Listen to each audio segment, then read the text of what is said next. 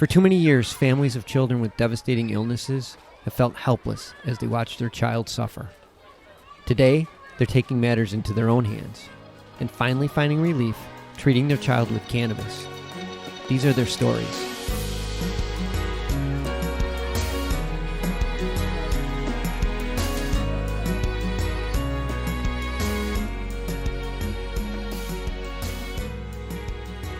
Welcome to another episode of Love and Cannabis.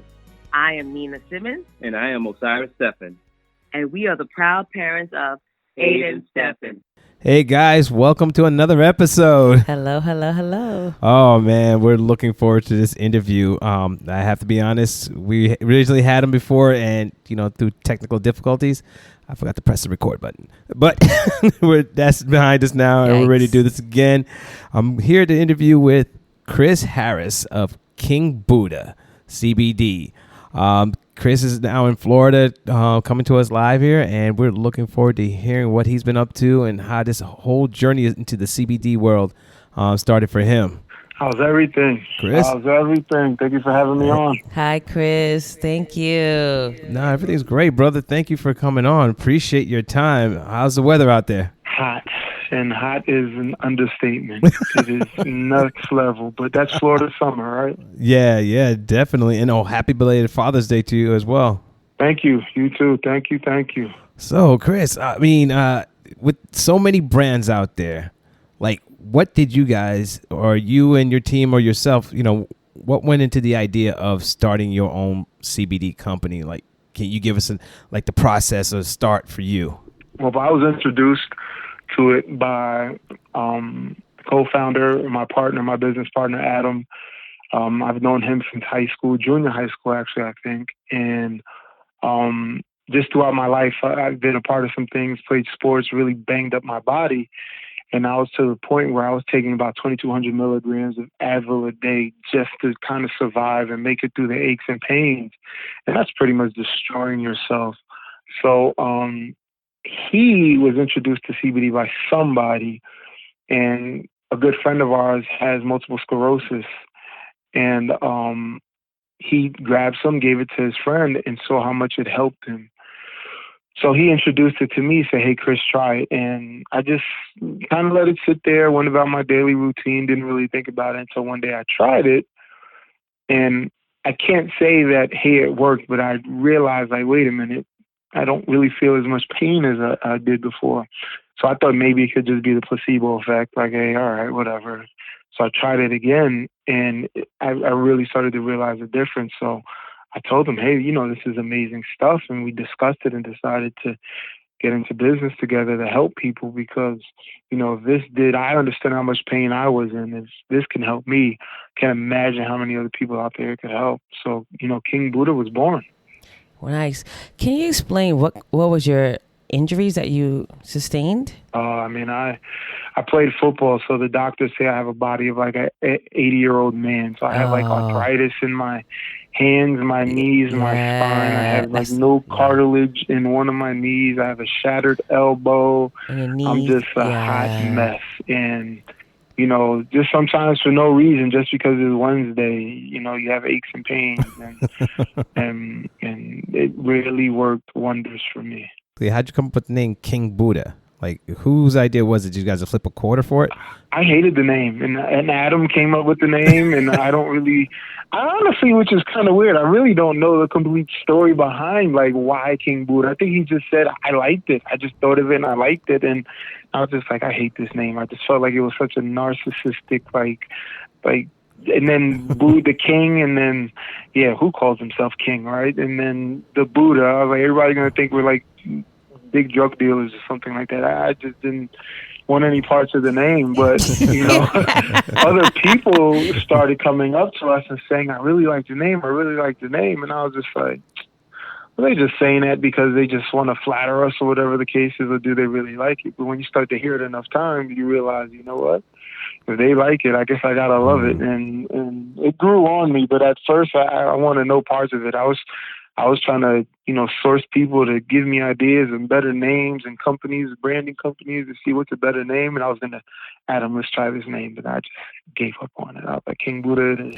So it's like, so you decided that, okay, let's come up with this business. And it's a huge undertaking. What was the first step? Was it research? Was it making connections? So tell us a little bit about that process on basically starting this huge undertaking. Well, being an athlete, you win, lose, or draw, you're very conscious of what you put in your body. So as I realized that CBD worked, we did more research on kind of understanding exactly what CBD is, because unfortunately, even to this day, there's a lot of misinformation out there on the internet. And if you don't have the patience or understand good spaces to get the good information, it could be really confusing. So we educated ourselves on the difference between broad spectrum, full spectrum, isolate, the different ways of extraction of the CBD oil, just understanding the farming and just the legality of it, because at the time, the farm bill wasn't passed yet, so there was still a lot of legal issues regarding what you could and couldn't do with CBD. And so we educated ourselves, and then we decided to look at what the various products were on the market and how it was being incorporated into, our everyday lives and different products.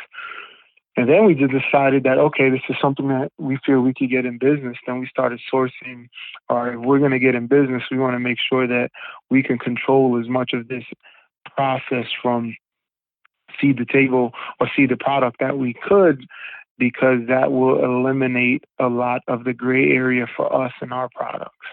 And so, just dealing with the struggles of starting a CBD company, there's a lot of ups and downs and growing pains that you have to go through. But we felt we took all the necessary steps to ensure that the quality of our product is top notch. We're involved all the way through, and we understand what we're putting on the market. Oh, good. Now, you mentioned your partner, Adam. I didn't get his full name. Adam Schemata. Adam Schemata. Now, you guys were junior high school friends, high school, I assume. And at what point did you guys meet back up together? 'Cause, I mean, I'm assuming did he play football with you? Did you guys continue forward, or you guys met up later on to come and form this company?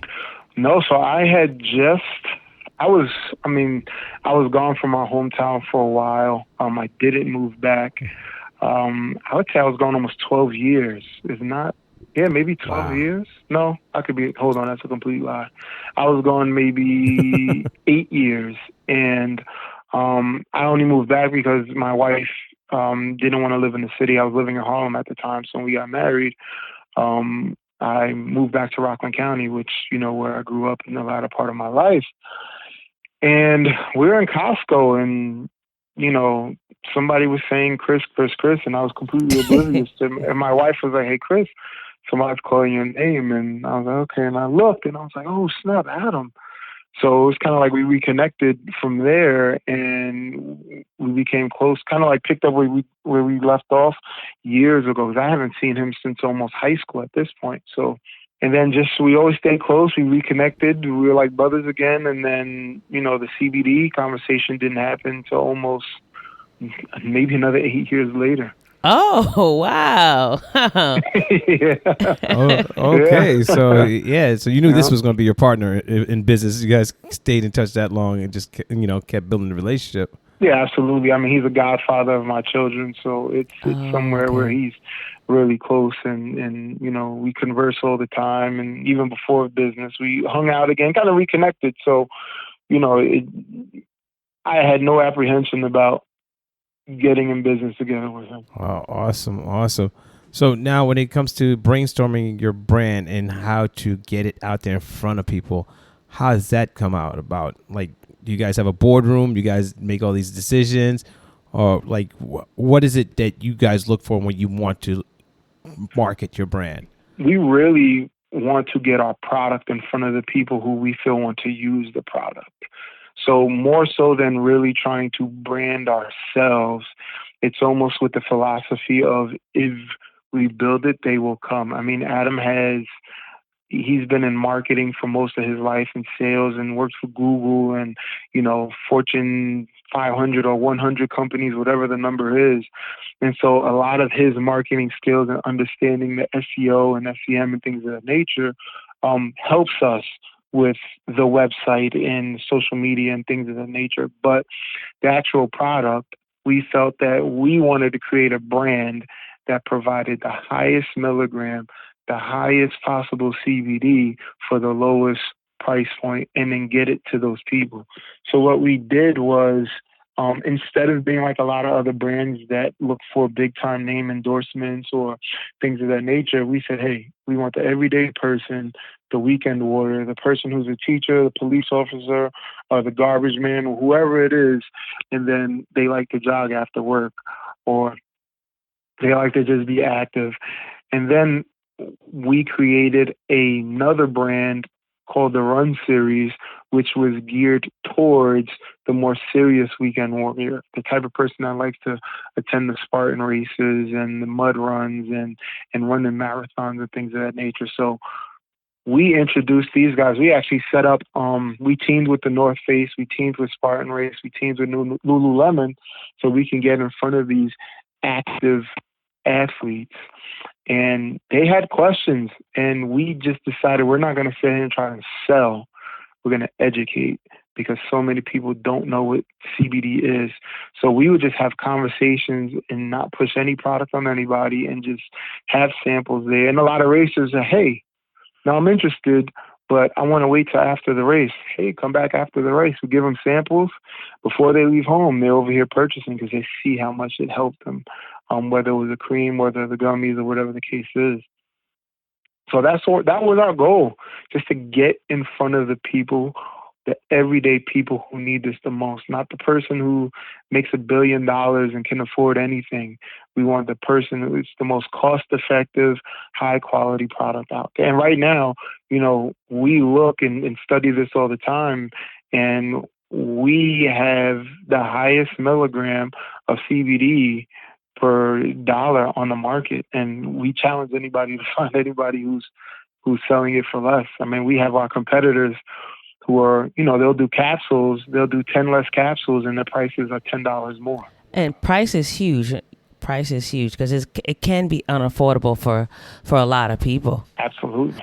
But the education part now also brings it into where they understand why it's not, and no disrespect to any other business, but why it's not the gas station CBD, why it's not this for, $10.99 or whatever the case is, and letting them know the difference between our product and some of the others on the market. Yeah, education is definitely key.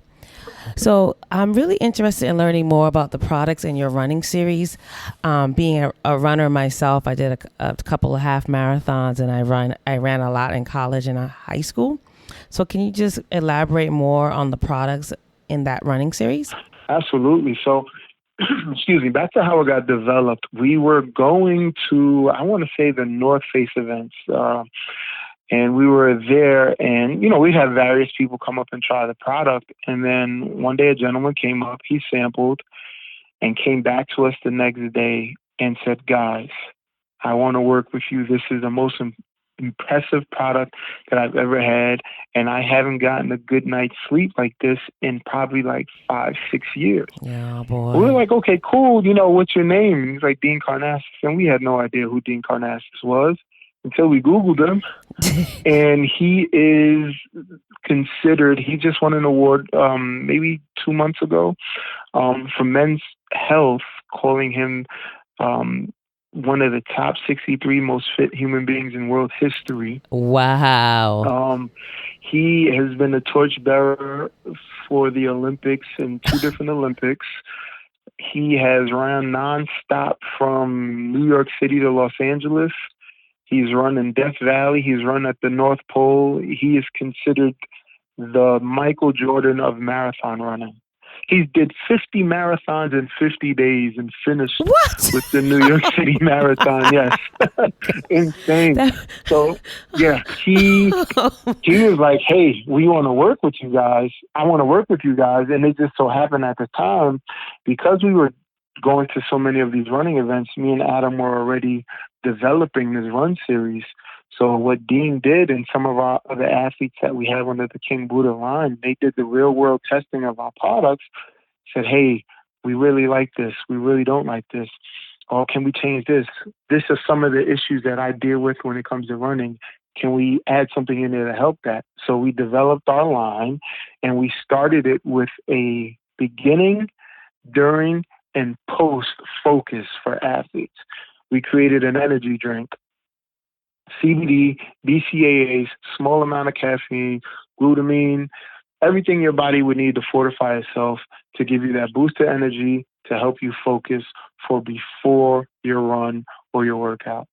Then during this run, especially for people who run, 50-mile runs, 25-mile runs, you start to develop shin splints and just various elements of swelling with your feet, whatever the case is. So we created our soft gels, and the soft gels have Curum in it. And Curum is the active ingredient in turmeric, which everybody knows is known to help with inflammation. So we created the soft gels because it's something that the runners could take on the trail with them, just pop it when they need it. So now once it starts to help with the inflammation, the CBD, the Curum, you can focus back on running. And then for after the race, we have a pain cream in our regular King Buddha line, but we decided, right after this race, these guys are going to want something that's going to work even faster. So we created a roll-on, which is hands-free, because typically you might have grimy hands after a run. You put this roll-on on and it has DSMO in it, which aids in faster absorption of the arnica of the CBD to get into your system. So that's our run line. Wow, that's a lot of. It feels like you guys were runners because you thought of everything. Yeah. Runners? Me? No, absolutely not. I'm with you on that one. No way, shape, or form. And it's funny when we got, run to the fridge and back. That's about it. That's where it stops for me. It's funny because when we got into this with Dean was like, hey guys, he's high energy. Let's run. And I'm like, yeah, Dean. And through him, we could get sponsored for the New York City Marathon. And I'm like, yeah, let's do it. Then I really started thinking about this. I was like, that is the worst idea I probably could have ever came up with. So that was completely off the table. But unfortunately, but good for me, I think the New York City Marathon just got canceled because of COVID. So I got an excuse, win, lose, or draw. I got an excuse why I can't run. The gods have spoken. It's like, we're going to bail him out. He knew it was over for me. So now, having built this partnership, now Lululemon, now I call them mama yoga pants because I see a lot of moms wearing these pants and I don't mind. I love this. But how did that come about? What? I mean, you wear them. I like you wearing them. Even if it's nice. just to go shopping. They are very nice. Nice company. So, we've been lucky that lightning has struck for us in the right place at the right time with a number of things. So one of our retailers tried our product. Somebody went to one of the retailers where we sell our product and they tried it and they loved it. And they reached out to us, said, hey, Lululemon, we would be interested in working with you guys. So we were implanted in all of their New York City stores.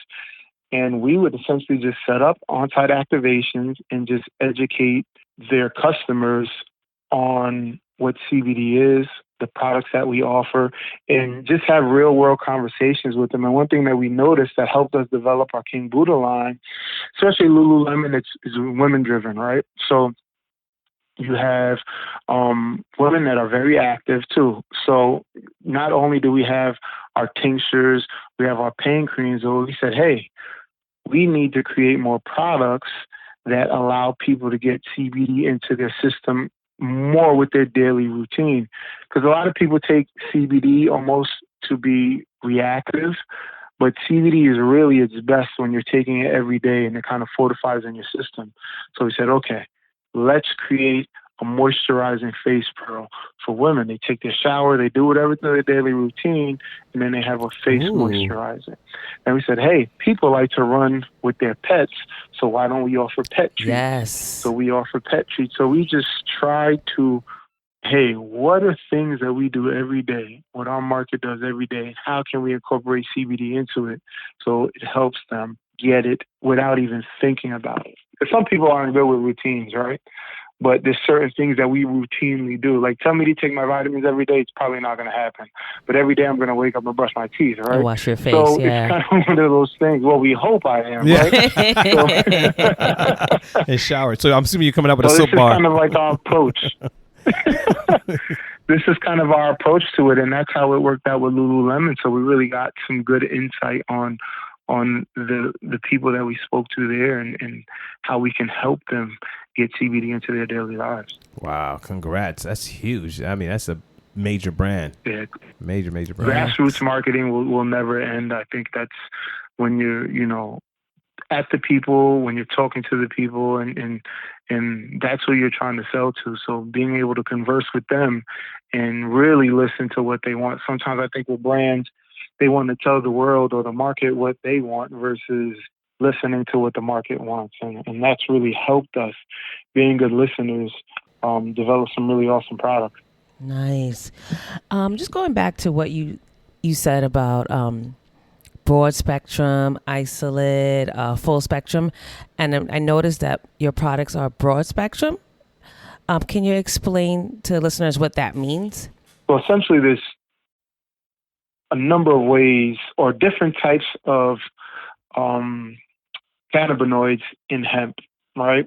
So the one that everybody, there's really two people focus on. They focus on THC and they focus on CBD. But there's also CBG, CBN, and thousands of others. So they all work in harmony together to help your body feel the relief and some of these elements. That's why we take the CBD. So full spectrum is an extraction method where it just pretty much takes everything out of the hemp stalk, and we only use hemp-derived CBD. We don't use it for marijuana. So it takes everything out of the hemp, including the THC. Now, with hemp, as we all know, there's only less than 0.3% of THC in it, which is the legal limit. But for certain individuals that are in law enforcement, that are in military, or are professionals that can't afford to have a positive test with THC, you don't know how sensitive the drug test might be, they prefer not to have any THC whatsoever in the product. So that's what broad spectrum is. You still get all the goodness of all the other cannabinoids that's in full spectrum minus the THC. So they kind of call that the entourage effect. When you get all those little cannabinoids working together, it enhances the effect of the CBD. And then isolate is just what it says. You isolate the CBD and you leave everything else out, and it's just pure CBD. For effect, a lot of people say it's not as good as an effect because it doesn't give you the entourage effect of all the other cannabinoids. So that's why kind of broad spectrum is the middle ground, and typically the one everybody likes the most because it's the most effective without the THC. Oh, wow. Nice. And that's why you guys decided to go for that. Yeah, that's why we wanted it. My background, there's a number of reasons why I couldn't have THC in my system. So I kind of wanted to market to individuals that can't have it. And, military, even though the military says, hey, you can't have, we don't understand, hemp, we don't understand CBD, so you can't have it. But there's no CBD test, right? You can't take a drug test for the CBD. Right. So as long as there's no THC in the product, and we have a bunch of active military, retired military, law enforcement that's active that use our product, and I tell them, I was like, listen, all you can do is just trust me and just understand that there's no CBD test. How are they going to know? There's no THC in this product. Our COAs show that there's absolutely no THC in the product. So you are safe to take our product. And they give it a shot and it's worked. So that's very important when people are understanding the brands that they're using. Make sure they have that certificate with that third-party lab test to show or to back their claims. Because there's companies, I see their products, they say full spectrum product, and then they'll say no THC. It's like, how? That doesn't even make any sense. Exactly. Exactly. And this is what they're selling. And it's people who are selling product, and they don't even understand what they have. and it's scary. No, it is really scary, especially if you're taking it for, my son's taking it for seizures. If you're taking it for MS, you really want to know what's in the product. It's very important. Absolutely. I mean, think about that. That could be your livelihood. That can be anything. And just for them not doing their due diligence of understanding their product, they can ruin your life. And to them, it's just like, oh well. Yeah, exactly. That's true. Who are your biggest clients? Are they athletes or are they the elderly? Like, who do you see are buying your products the most? It's kind of a mix. It's the everyday. We're starting to get a lot of women that are using our product more and more. And I wouldn't necessarily say, even though we market to athletes, I wouldn't necessarily say, actually, no, we don't market to athletes. But I would say active individuals are who we see take our products more. The elderly are definitely there that are using the products for ailments and things of that nature. But we're getting a lot of active people who are purchasing our product. The Run series is very attractive to them. And just our product working, a lot of it's been word of mouth. We've been lucky that people have told friends and some of the retailers that we're in. One of the biggest pharmacies in New York City reached out to us, and she was like, "What are you guys doing?" And the owner told the general manager to contact us. And we thought it was a quick trick question. Well, I'm not sure what you mean by what do you mean, what are we doing? She said, we're outselling some of the major brands that are in there 3-1. Wow. And these are big names in the industry. And we were like, hey, the products work. They speak for themselves. And it's sometimes as much as we try to market and acquire new customers, if your product isn't good, you're just going to get them from the one shot and that's it. I mean, even yesterday, 2 days ago, somebody posted on their social media, and we shared it on ours, but it's the Ignite brand. They had the Ignite CBD, and they put ours side by side, and they said ours by far trumps this product. They were like, the other one was a complete waste of time. And I don't want to call them out, but this is a testimony for somebody, a customer. I don't even know who they are personally. So we, as much as a branding machine Ignite is and the big budget that they are, they couldn't stand up to the quality of our product. Oof, congrats. That's huge, especially in the in the cannabis and CBD world. It's a small one, so that is going to be amplified. That's going to be marketing for you.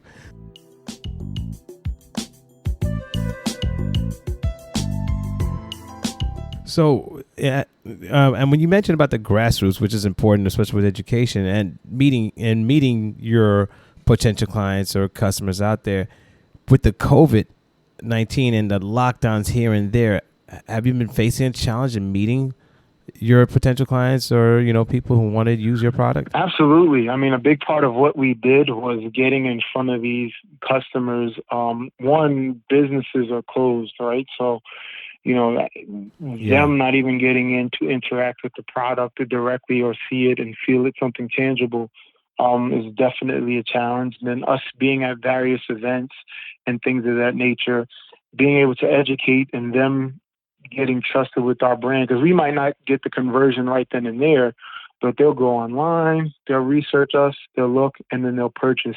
So that aspect of it is definitely different. We've been lucky that we've been able to market during this time some new products. Like we just came out with a month ago a product called an Immune Boost plus CBD. So essentially, dry yeast fermentate is something that has been used for years, and it's been clinically proven to help fortify your respiratory system. By having bad cell killers, NK cell killers, and things of that nature to really fortify your respiratory system, your mucous membranes in your eyes, your nose, your mouth, even your ears. And we've combined that with the power of CBD. So if you think about COVID-19 and how that's an attack on your immune system, we said, hey, this product is clinically proven to help defend against something like this. So we'll combine it with CBD and see what happens. And it's a product that so far we've been getting really good reviews on. feedback with. And we saw the opportunity, hey, let's try and develop something new and bring it to the market. And so that's kind of helped us stay afloat and stay relevant, have people pay attention to us. And once the restrictions are lifted with COVID, we're excited to get back to, events like the CBD World Expo. We're really excited to get to that at the Javits Center in New York and just kind of get back into the swing of things. Yeah, I can imagine. Can you repeat exactly what you said that where you were combined? What was it called for the listeners again? It was CBD and a yeast, you said?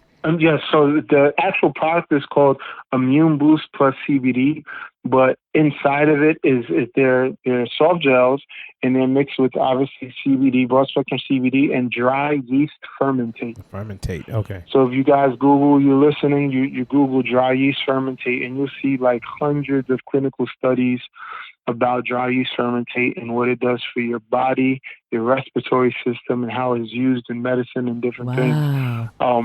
And we've just used that technology and combined it with CBD. And that goes back to, what products can we create to help people adapt to their everyday life and incorporate CBD into them. What I like about your products is that you realize that like CBD is not the end all be all. Like you incorporate other things with CBD as well.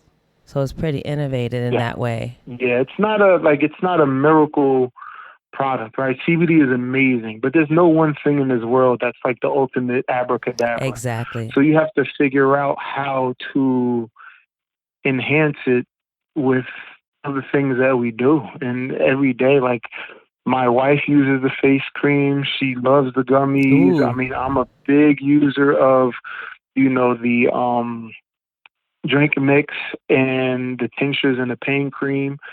And there's just various things. I don't have any pets, but the dog's treats are awesome for people who have pets. We also have melatonin soft gels for people having trouble sleeping. We have the Curum for inflammation.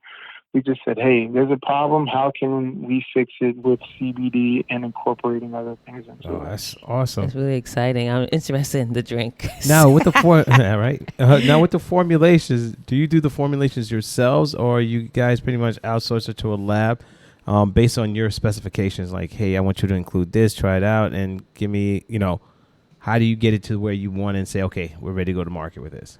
We're lucky enough to be able to handle the formulations in-house. We have labs on the West Coast and on the East Coast that we're able to pretty much trial and error everything that we need to do. Wow. So we're lucky in that sense that we can just say, hey, mix up something and let's see how we can get this to work. Wow. Now, with your lab testing, how often are you sending those out to be tested, your lab work? Every batch that comes out, it goes out to the third-party lab, and we'll go through the full gambit. Each test is probably around like close to $1,000, and we want every rooted to the tutor thing that you can test, and we do it with every single batch. And then we'll make sure that we put the batch number on the date, the batch number on the COA, so you're not looking at a lab test from a product that was 3 years ago. Like everything is accurate. And we found that. We see that a lot. You put the batch number on every product label? Is that what you're saying? Yep, every product label. And that's, perfect. The industry regulations now, right? You have to have, the batch label on there. And how we do it is we actually use the QR code scanner. Yes, that's so awesome. When you scan the QR code, all the information will come up, and then it would actually also lead you to the online site where it'll take you right to the COA. And we also include all that information on the box as well as the bottle. Perfect, Chris, because a lot of times we'll see a CBD and I'm like, what's in it? What's in it? There's sometimes they don't have the batch number anywhere. Yeah. You have to call the company and then they're fishing for it. Or you got to dig through their website to find it. What you're doing is huge. It's very professional. Someone can go. It's very transparent. That's the word, really. Exactly. It's very transparent. And not all companies are like that. Yeah, that's for sure. And that's what we would want when you're buying something that you're going to put in your body, right? You want to be able to get the information as soon as possible. Not only do we have the COAs underneath every single product, but we also have a COA tab where you could just click on it and everything just shows up right there. So you have 2 spots conspicuously displayed where you can get the information on each and every product. And we take pride in that. We want people to feel safe with what we have and what we're showing and as we grow. It's huge. That's awesome. Now, what retail stores have you guys gotten your products on? Like what shelves? Like which ones? If I wanted to go out right now to buy it, where would I find your products? Whichever stores that are open. Like we're in various sporting goods stores. If you go in New York, we're like in, Zittamore Pharmacy is one of the biggest pharmacies in the country. We're in like Juice Journeys. We're in some sporting goods stores. We're in health food stores like oh man, my brain is hurting me right now. Like a Zambetti's, like there's various places we can go out and get our product. And once we're back to being fully open, you'll be able to, get our products at North Faces and Lululemons and things of that nature. Now, getting in front of the retailers, how hard or how easy is it for them to say, you know what, I like your product, we'll get you on the shelf, and do they negotiate prices with you? Like, okay, well, you got to bring your price down to this, even though you've already done that in advance. Do you find that in trying to get your product on their shelves, especially trying to find space? Man, you remember Indiana Jones was trying to find like that treasure? It's kind of about how hard it is to try and get yourself, at least for us it is, on how hard it is trying to get on shelves. CBD world is such a clouded market and a cloudy market, and I'm sure some of these companies are being pitched to by hundreds of CBD companies a day. So being able to separate ourselves from the pack is something that, we really try to do. But like I said, the most part of us getting into some of these retail locations has been word of mouth. We'd have somebody who's taken our product and we've made introductions, or we've spoke to somebody, said, hey, here, try the product, let us know what you think. And it's like, hey, I got to get these in the stores. Hey, I got to introduce you to somebody so we could do this, that, and the third. And then a lot of foot patrol, right? Just getting out there, boots to the ground, and just, hey, are you interested in expanding your offering of CBD? Now, how many people you have under you? How many people on your team?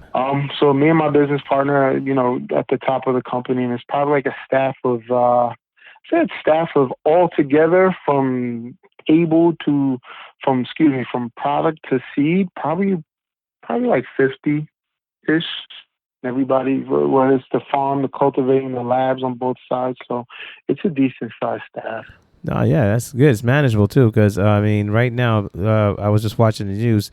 Some big teams out there are taking the L, especially in Canada. Yeah. I read about that. I don't know, a couple of companies out there who I guess grew too big too fast and are now cutting down to God. It's like it's bloodshed out there. But I'm glad you guys are still up and running, doing what you're doing. Yeah, we've decided.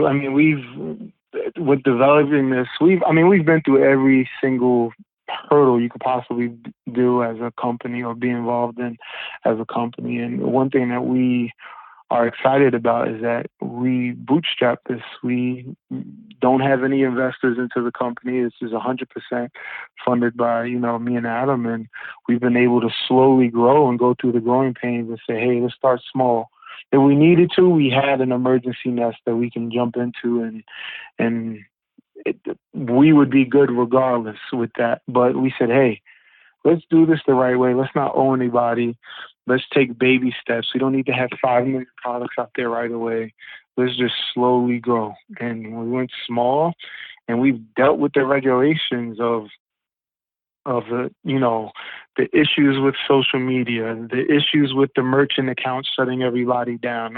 We've been through every single point of it, and we just adjusted and decided, hey, let's get every certification you could possibly have.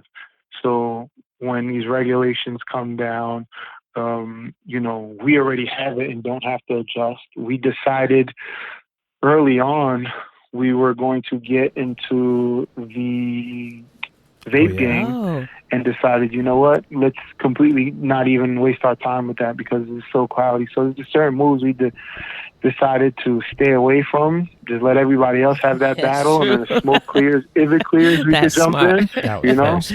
Yep. And then we looked at other people's mistakes. We said, hey, look what this company did, you know, reading publications, just keeping your ears to the streets of what's going on, and said, okay, we're not going to make that mistake. Wow, that's really smart. It was interesting because I just saw something today that there was a report that they're blaming, I think the FDA or the CDC is blaming lung issues on vaping.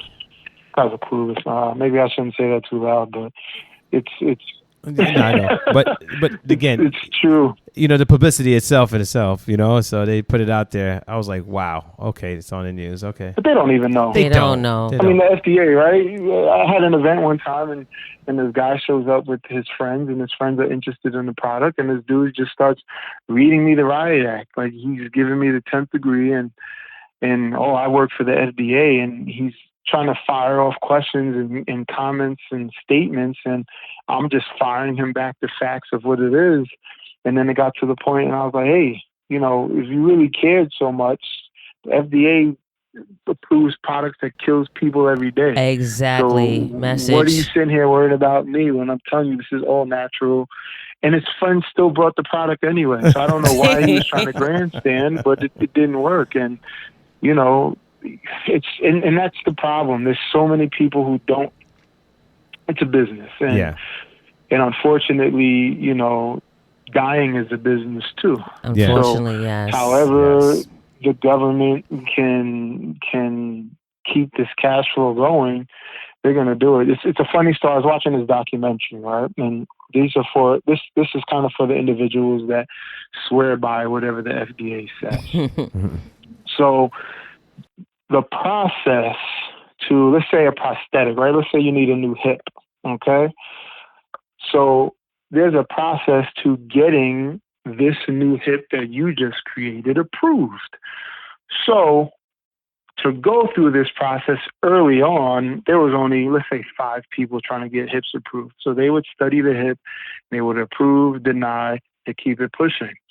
But what happened was, as more and more people tried to create these products, now you have 10,000 people a day trying to submit patents and products to get approved by the FDA. So they go, okay, this is what we're going to do to speed up this process.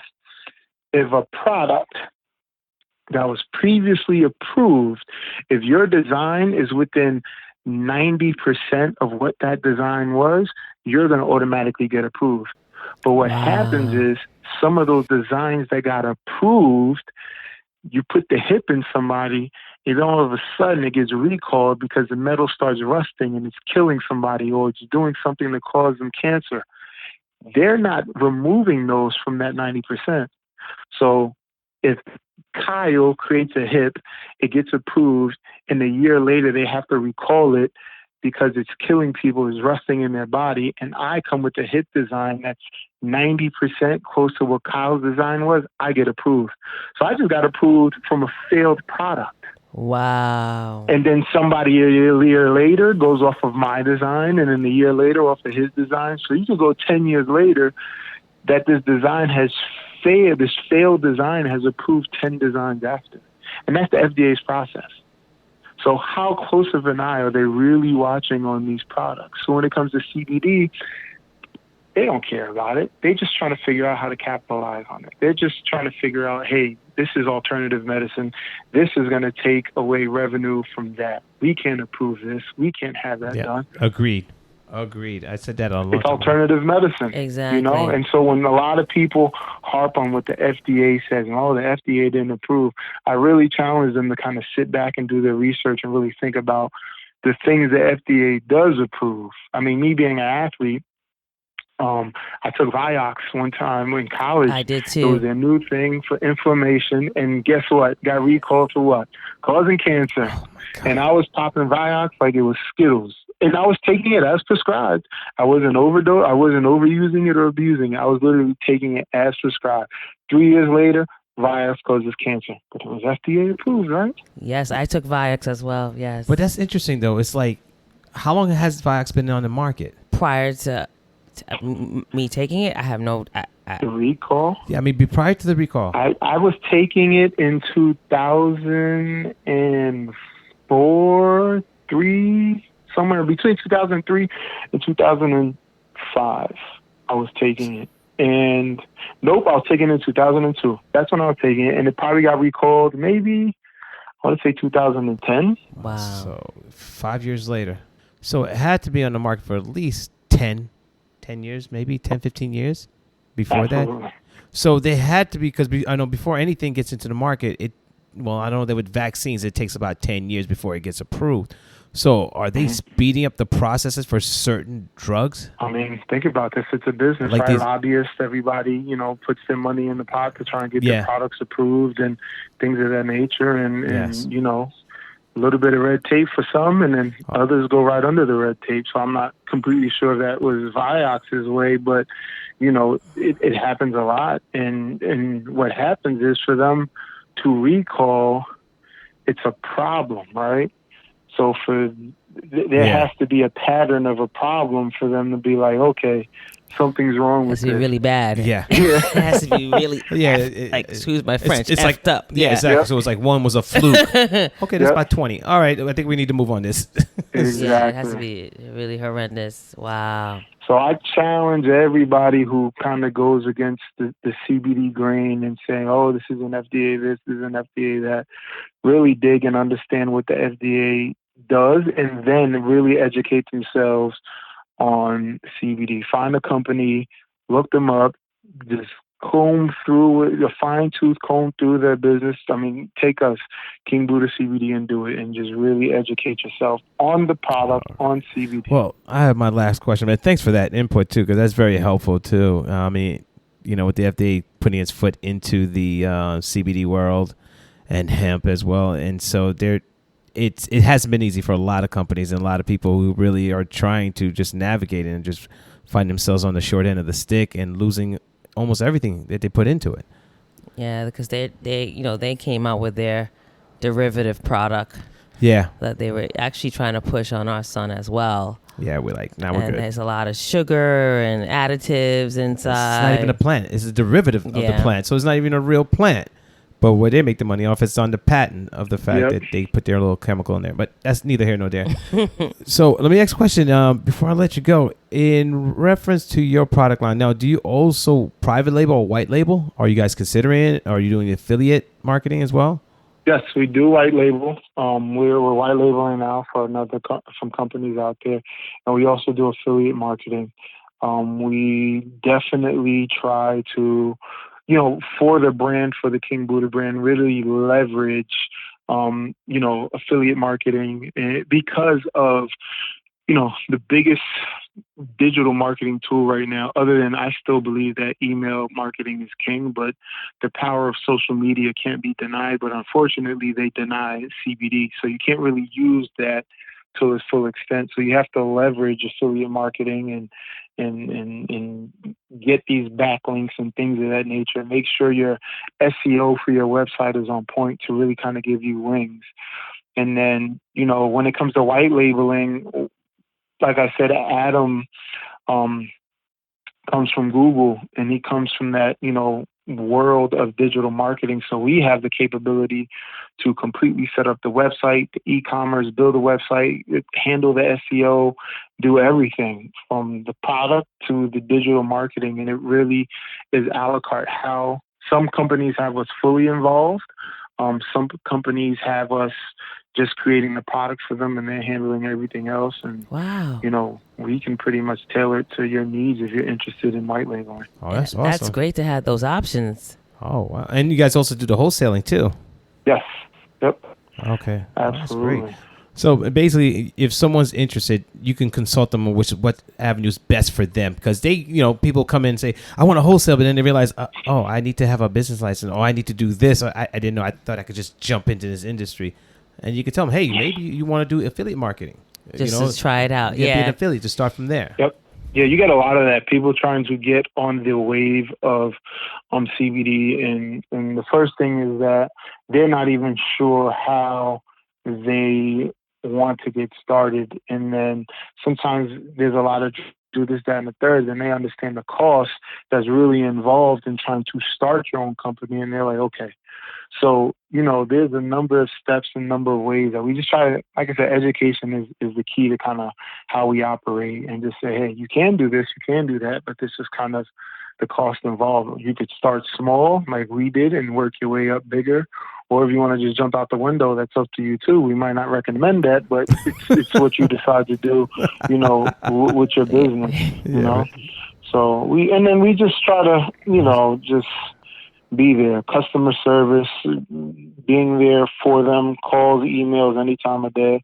I mean, we're dealing with people from North Carolina to California to Texas, different time zones, and Adam and I try to make sure we're available all the time. We'll never, usually 12 hours is the times it takes for us to get back to a client. If it's, a phone call, emails.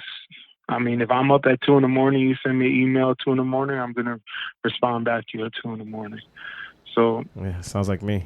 Yeah. Yep. So it's kind of like that's our approach with this. And we want to grow the industry, right? Because if we don't grow the industry as a whole, we don't educate the people, if we don't do our due diligence to make sure people want to take CBD and trust CBD as a product, we're going to be out of business. There's going to be a lot of people out of jobs when it doesn't need to be that way. Because there's some people that, we educate and they don't come with King Buddha. They don't use King Buddha products. Fine. That's great. But we wouldn't treat them any different. We're still here. This is the approach we want to take. And we just continue to roll in that way. Wow. Congrats. You guys are really doing it. You're really doing it. I appreciate what you guys are doing. Your the integrity, and also the fact that you're very transparent about your products and what you're doing with it. I wish you all guys all the best and the success that's coming forward for you guys. How would our listeners get to you guys? How would they find you? Well, they can follow us. First of all, they can go to our website. It's www.KingBuddha.cbd.com. So that's KingBuddhaCBD.com. You can find us at Instagram the same way, King Buddha CBD. We are on Twitter. We are on LinkedIn, Facebook, King Buddha CBD. It's pretty much anywhere you can find King Buddha CBD.